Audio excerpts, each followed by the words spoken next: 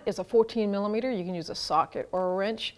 You might have to use an Allen head here. I'm going to try the old lock pliers on the back and hold that metal piece. Some of them come hexed where you can put a wrench on it, but this one does not. So let's hope this works.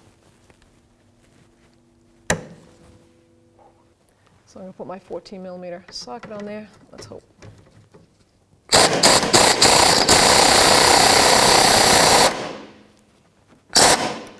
Now I'm going to break free the top nut.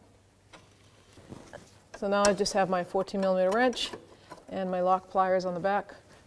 I'm just doing it a lot slower because you can't get an air tool up there. Okay, we're getting it. All right, so now we're going to install our new link. And the new links are nice because they come with the hex on the end of the stud, which is a 14 or 9/16, 14 millimeter or 9/16. So I'm going to put the top one in first. Start the stud on that.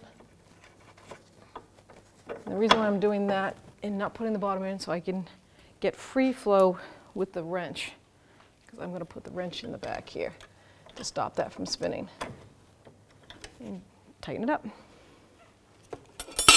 So the new nut is a 15 millimeter socket, and then the back, like I said, 9/16 or 14.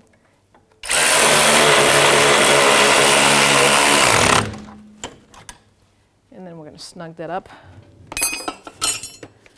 with our 15 millimeter wrench. Make sure that's tight. There is no torque spec, so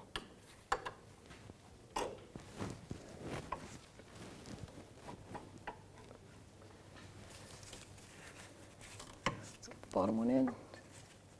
Might have to move the arm down to line it up. Like that. Okay, we'll start that up. Okay, I've got a nice deep socket on there.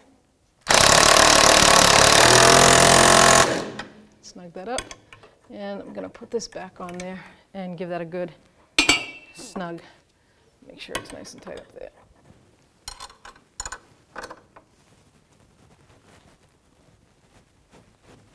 If you leave them loose, they will cause a banging sound, and that is not what we want. That's the whole point of this, was to eliminate that. We are done. Do the same to the other side.